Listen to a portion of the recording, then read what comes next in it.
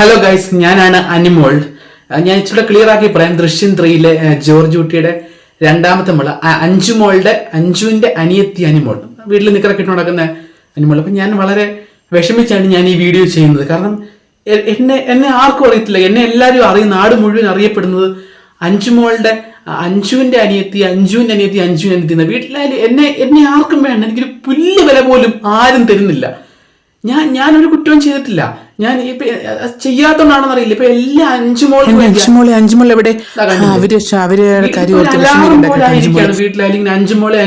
ഇപ്പൊ നാട്ടുകാരൊക്കെ ഇവിടെ 5 മക്കളുണ്ടെന്നാണ്. എന്റെ ഒരു അവസ്ഥ നിങ്ങൾ എന്താ മനസ്സിലാക്കാത്തെന്ന് പറയും. എനിക്ക് വേണ്ടി ഒന്നിപ്പം എന്റെ ചേച്ചിക്ക് വേണ്ടി എന്തെല്ലാം ചെയ്തു.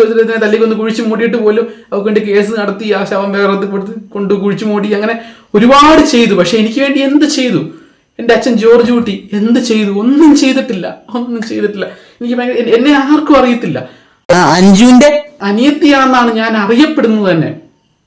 പക്ഷെ എനിക്കാണെങ്കിൽ ഒരു തല്ലിക്കൊല്ലണമെന്നുണ്ട്. പക്ഷെ എനിക്ക് ഇങ്ങനെ ചോര കണ്ട കൈ വിറയ്ക്കും. അതുകൊണ്ടാണ് അല്ലെങ്കിൽ ഞാൻ നേരത്തെ ആയാലും തല്ലിക്കൊന്ന് ഫേമസ് ആയനെ. എൻ്റെ ചേച്ചി കേരളം മുഴുവൻ ഫേമസ് ആണ്. എനിക്ക് ഈ ഫെയിമൊക്കെ ഭയങ്കര ഇഷ്ടമാണ്. ഞാൻ എന്തോ ചെയ്യാൻ പറ്റും. ഞാൻ പറയുന്നതിന് പോലും ഒരു പുല്ല് വില ആരും തരുന്നില്ല.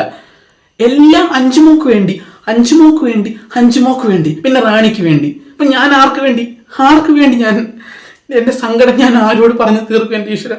ഇപ്പം എന്താ പറയുന്നത്, ഇപ്പൊ ലേറ്റസ്റ്റ് ആയിട്ട് കാണുന്ന അവരെ തല്ലിക്കൊന്നപ്പം അതും അഞ്ജുമോക്ക് വേണ്ടിയിട്ടാണ്.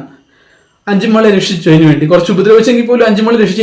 എനിക്ക് വേണ്ടി അങ്ങനെ എന്താ ചെയ്തത്? അഞ്ജുമോളും എല്ലാം കഴിച്ചോ റാണി? വായിക്കത്തില്ല, പഴം വല്ലതും കുത്തി കയറ്റി കൊടുക്കുക. എപ്പോഴും അഞ്ജുമോളെ ഞാൻ 6 മോളാ. നിങ്ങളുടെ മോളല്ലേ അഞ്ജുമോളെ? അവരുടെ നമ്പർ തരുമോ അഞ്ജുമോളെ? ഞാൻ അഞ്ജുമോളെ